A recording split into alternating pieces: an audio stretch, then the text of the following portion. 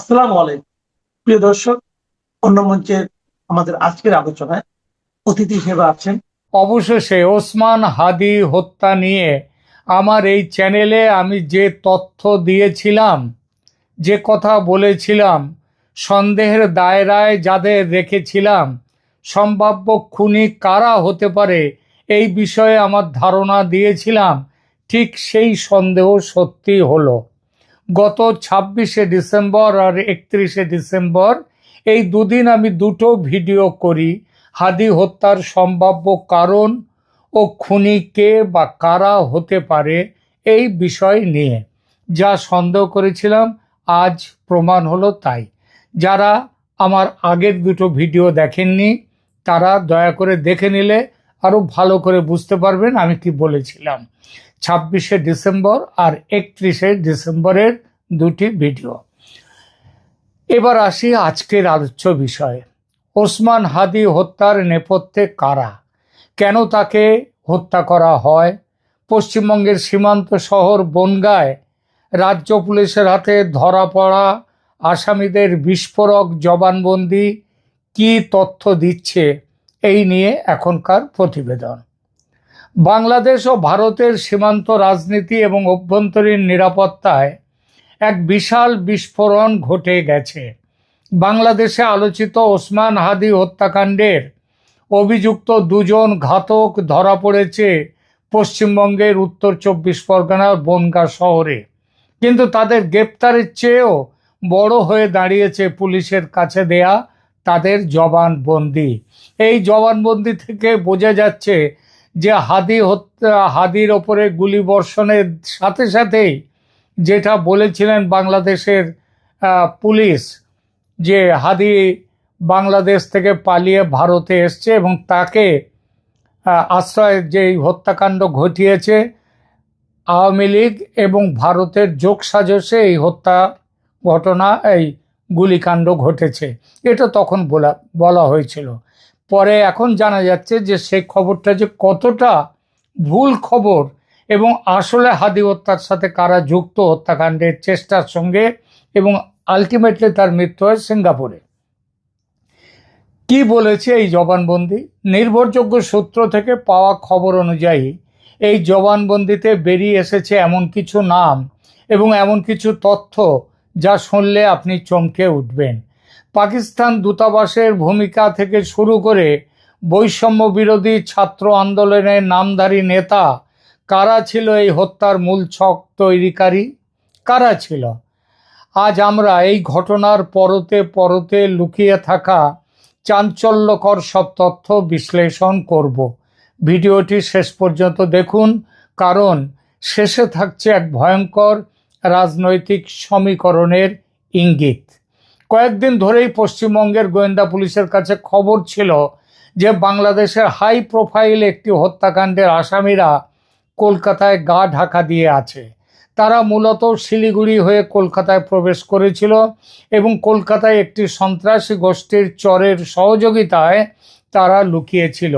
কিন্তু পশ্চিমবঙ্গে আসন্ন ভোটের কারণে ও ব্যাপক আধা সামরিক বাহিনীর উপস্থিতির জন্য এই সন্ত্রাসী চর, কলকাতায় সন্ত্রাসীদের যে চর আছে সেই চর তাদেরকে লুকিয়ে রাখতে পারেনি, লুকিয়ে রাখার দায়িত্বে রাখতে চায়নি নিজেদের কাছে।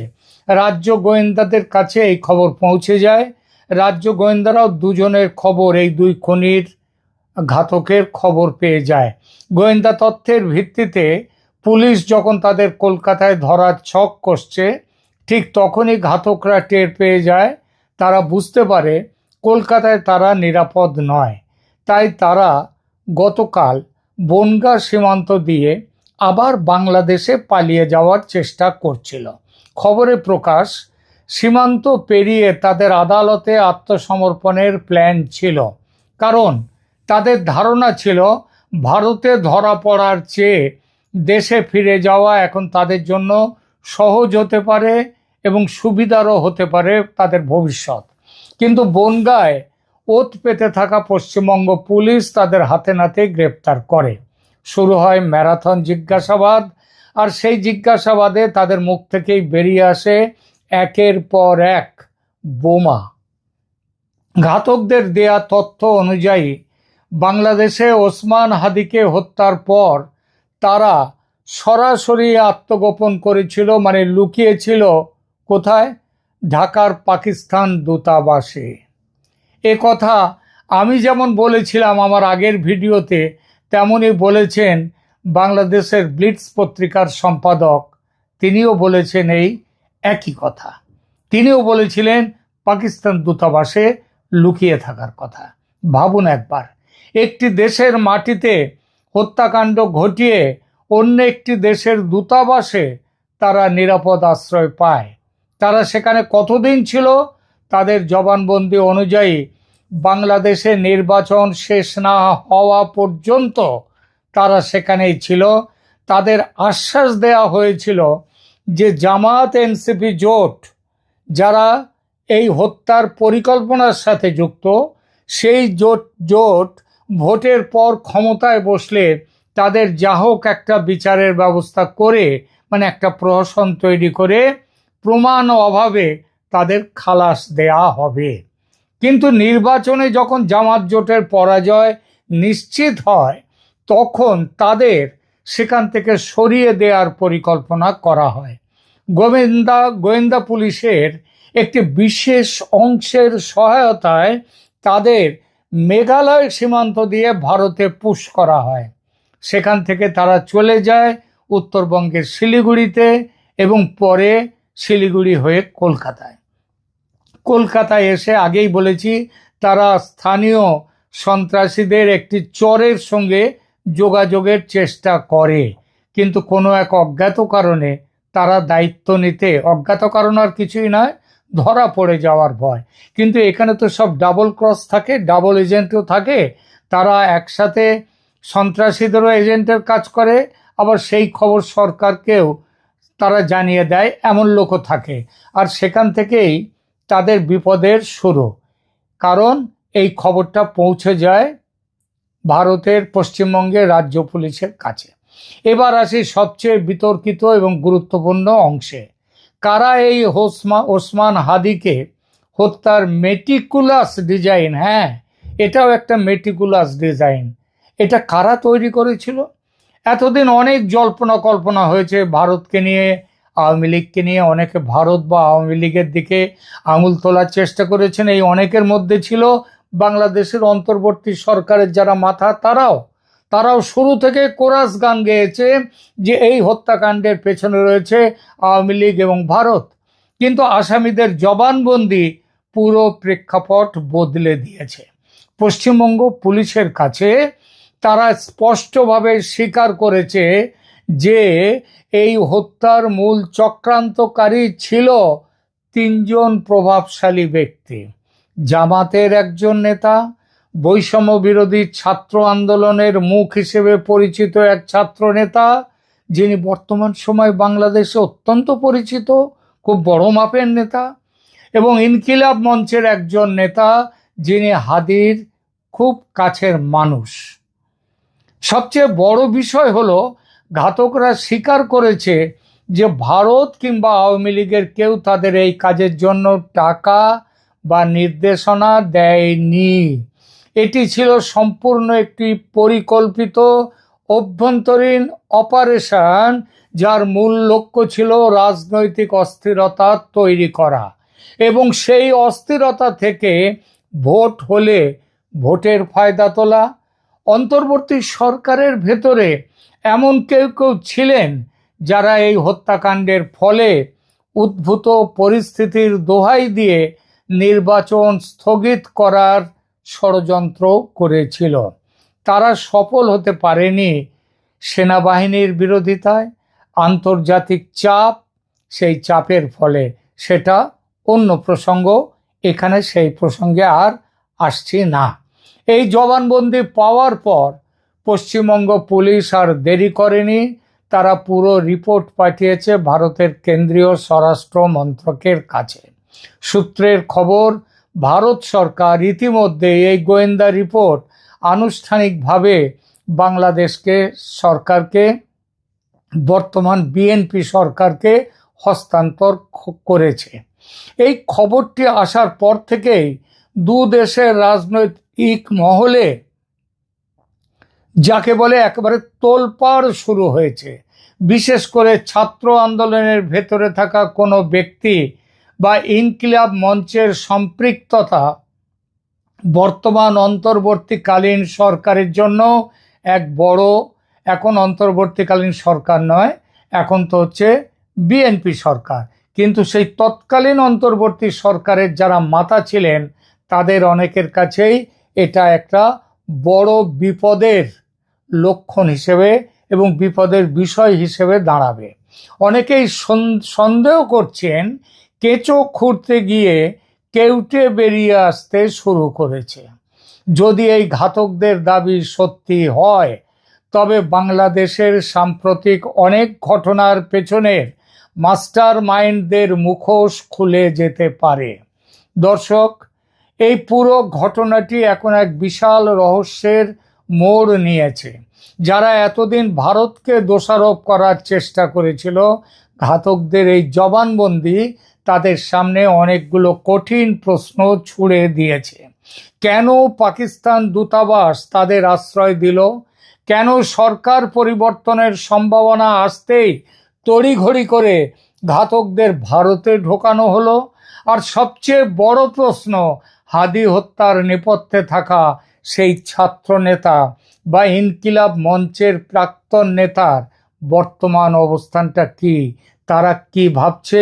তাদের সামনে কি বিপদ আসতে চলেছে?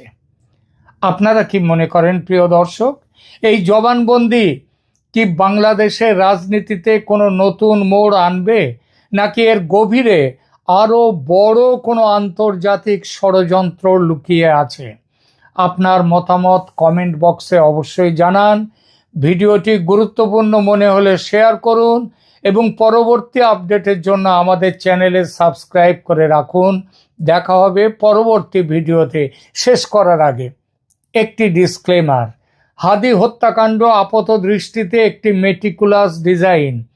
এই সম্পর্কিত এবং যে জবানবন্দির কথা পশ্চিমবঙ্গ পুলিশের কাছে আসামিদের দেয়া যে প্রাথমিক জবানবন্দি, যার উপর ভিত্তি করে তৈরি এই প্রতিবেদন, সেটা একটি তদন্ত অধীন বিষয় এবং সেটা গোপনীয় বিষয়। তবু তা সত্ত্বেও যেসব খবর বিভিন্ন নির্ভরযোগ্য সূত্র মারফত জানতে পেরেছি, এখানে সেই খবরটি দিলাম। এখন তোদের বলতেছি, যারা মেরেছিস, এখন কি মেয়ে মানুষের মুখ থেকে তোদের গালি শুনতে হবে? অবশেষে ভারতে গ্রেপ্তার শরীফ ওসমান হাদি হত্যা মামলার প্রধান দুই আসামি। সেদেশেই রিমান্ড, তারপর খবর তাদেরকে বাংলাদেশে পাঠানোর প্রক্রিয়া শুরু হয়ে গেছে। অপরদিকে শুরু হয়ে গেছে এই গ্রেপ্তার ইস্যু নিয়ে নানান কাঁটাছেঁড়া। প্রশ্ন উঠেছে, হঠাৎ হাদির খুনিদের কেন ফেরত দিচ্ছে ভারত? আওয়ামী লীগের বিরুদ্ধে গিয়ে এত বড় ঘটনা ঘটাবে ভারত?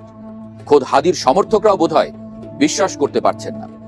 কি চলছে আসলে ভারতের মনে? শেখ হাসিনাকেও কি তাহলে ফেরত পাঠাবে ভারত?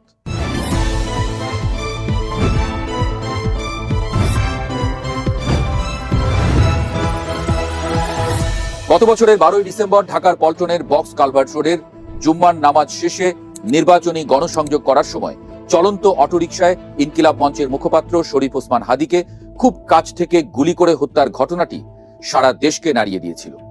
গুরুতর আহত হাদি 18ই ডিসেম্বর সিঙ্গাপুরের একটি হাসপাতালে চিকিৎসাধীন অবস্থায় মারা যান।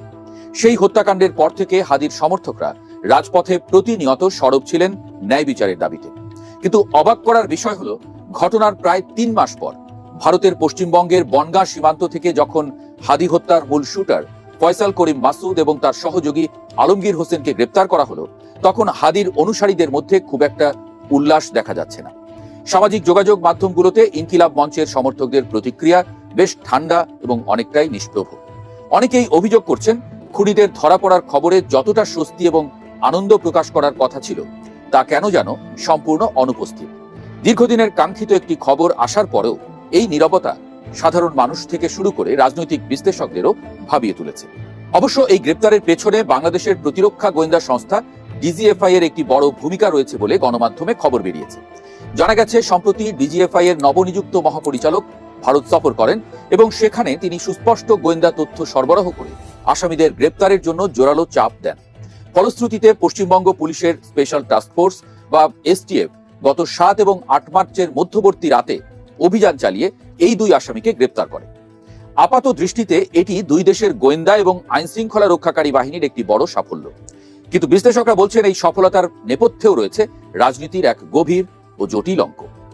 বর্তমান রাজনৈতিক প্রেক্ষাপটে বিএনপি সরকারকে মসনদ থেকে নামানোর বা অন্তত বেকায়দায় ফেলার অন্যতম বড় একটি হাতিয়ার বা ইস্যু হয়ে উঠেছিল এই শরীফ ওসমান হাদী হত্যাকাণ্ড। হাদীর খুনিরা ধরা না পড়লে এই ইস্যুকে পুঁজি করে সরকারের বিরুদ্ধে জনমত গড়ে তোলা যেত, রাজপথ উত্তপ্ত করে তোলা যেত। কিন্তু হঠাৎ করেই ভারতের তরফ থেকে খুনিদের গ্রেপ্তার এবং তাদের বাংলাদেশে ফেরত পাঠানোর প্রক্রিয়া শুরু হওয়ার বিষয়টি পুরো দৃশ্যপট একেবারে বদলে দিয়েছে। রাজনৈতিক মহলে কান পাতলেই এখন শোনা যাচ্ছে এক ভিন্ন তত্ত্ব।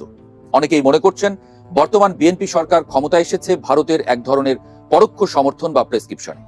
রাজনীতিতে এমন একটি গুঞ্জন দীর্ঘদিন ধরেই প্রতিষ্ঠিত যে ভারত কখনোই চায় না তাদের আশীর্বাদ পুষ্ট বা তাদের সঙ্গে কৌশলগত সমঝোতায় থাকা কোনো সরকার এই মুহূর্তে বড় কোনো রাজনৈতিক সংকটে পড়ুক বা ক্ষমতাচ্যুত হোক। হাদী ইস্যুটিকে যদি দীর্ঘদিন জিয়ে রাখা হতো তবে তা যে কোনো সময় বর্তমান সরকারের জন্য বুমেরাং হতে পারত। বিরোধী পক্ষ বা ইনকিলাব মঞ্চের মতো সরকার বিরোধী কট্টর সংগঠনগুলো এই ইস্যুকে কেন্দ্র করে আন্দোলন চাঙ্গা করার বিশাল সুযোগ পেত। তাই ভারত সরকার অত্যন্ত সুকৌশলে হাদীর খুনিদের গ্রেপ্তার করে বাংলাদেশের হাতে তুলে দিচ্ছে। আপাত দৃষ্টিতে মনে হতে পারে ভারত বুঝি আইনের শাসন বা ন্যায় বিচারের স্বার্থে বন্দী প্রত্যর্পণ চুক্তির প্রতি অগাধ সম্মান দেখিয়ে এই কাজ করছে। কিন্তু সমালোচকদের মতে ভারত আদতে এই খুনিদের ফেরত দিয়ে বর্তমান বিএনপি সরকারকেই রক্ষা করছে চাপ থেকে। সরকারের মাথার উপর থেকে একটি বড় রাজনৈতিক চাপ এবং অস্বস্তি সরিয়ে দিচ্ছে নয়াদিল্লি। খুনিরা দেশে ফিরলে স্বাভাবিক আইনি প্রক্রিয়ায় তাদের বিচার হবে, ফলে সরকারকে আর ব্যর্থতার দায়ে জবাবদিহিতার কাঠগড়ায় দাঁড়াতে হবে না। ভারতের এই অত্যন্ত সুচিন্তিত পদক্ষেপের কারণে হাদী হত্যা ইস্যুটি তার রাজনৈতিক উত্তাপ সম্পূর্ণ হারিয়ে ফেলল বলেই মনে করছেন বিশ্লেষকরা।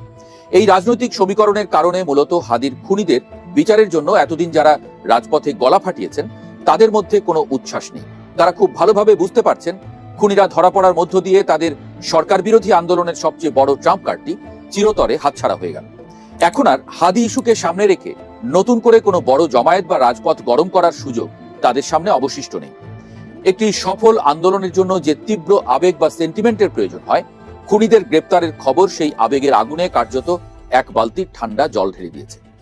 খুনিদের ফেরত দেওয়ার এই ভারতীয় সিদ্ধান্তে তাই ইনকিলাব মঞ্চ বা হাদীর কট্টর সমর্থকদের খুশি হওয়ার বদলে এক ধরনের হতাশা বা রাজনৈতিক হিসাব নিকাশ মেলাতে না পারার আক্ষেপই বেশি স্পষ্ট হয়ে উঠছে সামাজিক যোগাযোগ মাধ্যমের পাতাগুলোতে। তবে হাদীর খুনিদের ফেরত দেওয়ার এই চাঞ্চল্যকর ঘটনা আরেকটি অনেক বড় এবং গুরুত্বপূর্ণ প্রশ্নকে সামনে নিয়ে এসেছে, জানিয়ে এখন সারা দেশ জুড়ে চায়ের কাপ থেকে শুরু করে রাজনৈতিক টকশোগুলোতেও তুমুল ঝড় উঠেছে। গত 5 আগস্ট ছাত্র জনতার ঐতিহাসিক গণ অভ্যুত্থানের মুখে ক্ষমতা ছেড়ে তড়িঘড়ি করে ভারতে পালিয়ে যাওয়া সাবেক প্রধানমন্ত্রী শেখ হাসিনা এখনো সেখানেই অবস্থান করছেন। তার বিরুদ্ধে ইতোমধ্যে বাংলাদেশে শত শত হত্যা মামলা দায়ের করা হয়েছে, এমনকি আন্তর্জাতিক অপরাধ ট্রাইব্যুনাল থেকে তার বিরুদ্ধে ফাঁসির আদেশও হয়েছে। বাংলাদেশ সরকার তাকে ফেরত আনার ব্যাপারে বারবার কূটনৈতিক পর্যায়ে কথা বলছে। এখন ভারত যখন খুনি ফয়সাল এবং আলমগীরকে গ্রেপ্তার করে দ্রুততার সঙ্গে ফেরত দেওয়ার প্রক্রিয়া শুরু করেছে, তখন সাধারণ মানুষের মনে আরেকটি প্রশ্ন বারবার ঘুরপাক খাচ্ছে, তবে কি শেখ হাসিনাকেও এবার ফেরত দিতে পারে ভারত? যদি সাধারণ অপরাধী বা খুনিদের ক্ষেত্রে ভারত বন্দী প্রত্যর্পণ চুক্তি বা প্রতিবেশী দেশের আইনি কাঠামোর প্রতি এতটা সম্মান দেখাতে পারে, তবে শেখ হাসিনার ক্ষেত্রে তারা কি করবে? বিশ্লেষকরা অবশ্য বলছেন শরীফ ওসমান হাদীর খুনিদের ফেরত দেওয়া আর সাবেক প্রধানমন্ত্রী শেখ হাসিনাকে ফেরত দেওয়ার বিষয়টি একই পাল্লায় মাপার ঠিক হবে না। ফয়সাল বা আলমগীর নিছকই খুনি বা সাধারণ পর্যায়ের অপরাধী। তাদের সঙ্গে ভারতের রাষ্ট্রের সরাসরি কোনো রাজনৈতিক, অর্থনৈতিক বা কৌশলগত স্বার্থের সম্পর্ক নেই। বরং তাদের ফেরত দিয়ে যদি বাংলাদেশে একটি বন্ধু ভাবাপন্ন সরকারকে স্বস্তিতে রাখা যায় এবং নিজেদের ভাবমূর্তি উজ্জ্বল করা যায়, তবে ভারতের জন্য সেটাই অনেক বেশি লাভজনক। কিন্তু শেখ হাসিনার বিষয়টি সম্পূর্ণ ভিন্ন মেরু। তিনি দীর্ঘ 1.5 দশক ধরে ভারতের সবচেয়ে পরীক্ষিত এবং বিশ্বস্ত মিত্র হিসেবে কাজ করেছেন। চরম বিপদের দিনে তাকে বাংলাদেশের হাতে তুলে দেওয়া ভারতের জন্য একটি বিশাল কূটনৈতিক এবং নৈতিক পরাজয় হিসেবে বিবেচিত হতে পারে। তাছাড়া আন্তর্জাতিক পরিসরে ভারতের ভাবমূর্তিও এতে প্রশ্নবিদ্ধ হওয়ার মারাত্মক শঙ্কা রয়েছে। ভারত কখনোই চাইবে না তাদের কোনো পুরনো মিত্রকে বিপদের মুখে ঠেলে দিয়ে অন্যান্য মিত্র দেশগুলোর কাছে একটি ভুল বার্তা দিতে।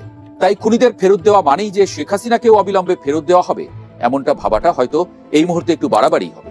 তা সত্ত্বেও হাদীর খুনিদের গ্রেপ্তারের ঘটনাটি বাংলাদেশ সরকারকে অন্তত একটি শক্ত মনস্তাত্ত্বিক ভিত্তির উপর দাঁড় করিয়ে দিয়েছে তা অস্বীকার করার উপায় নেই। বাংলাদেশ সরকার এখন অনেক বেশি আত্মবিশ্বাসের সাথে এবং জোরালোভাবে ভারতের কাছে এই দাবি তুলতে পারবে যে অপরাধী যেই হোক না কেন তাকে বাংলাদেশের আইনি প্রক্রিয়ার মুখোমুখি করতে ফেরত দিতে হবে। এই বন্দি প্রত্যর্পণ চুক্তির সফল প্রয়োগ আগামী দিনের ভূরাজনীতি এবং কূটনীতিতে একটি বড় প্রভাব ফেলবে। ভারত হয়তো এখনই শেখ হাসিনাকে ফেরত দেবে না, কিন্তু হাদির খুনিদের প্রত্যর্পণের এই দৃষ্টান্ত আগামী দিনে শেখ হাসিনাকে দেশে ফিরিয়ে আনার ক্ষেত্রে একটি অত্যন্ত গুরুত্বপূর্ণ আইনি নজির বা টেস্ট কেস হিসেবে কাজ করতে পারে। রাজনীতির মাঠে শেষ কথা বলে কিছু নেই। আজ যা অসম্ভব মনে হচ্ছে, কাল আন্তর্জাতিক কূটনীতির মারপ্যাঁচে এবং ভূরাজনৈতিক স্বার্থের রদবদলে তা হয়তো চরম বাস্তব হয়ে ধরা দিতে পারে। তাই হাদির খুনিদের দেশে ফেরতের এই প্রক্রিয়ার দিকে যেমন সবার নজর রয়েছে, তেমনি এই ঘটনার সুদূরপ্রসারী প্রভাব শেষ পর্যন্ত বাংলাদেশের রাজনীতির সবচেয়ে বড় প্রশ্নটির অর্থাৎ শেখ হাসিনার ভাগ্য নির্ধারণে কোনো ভূমিকা রাখে কিনা, সেটাই এখন দেখার বিষয়।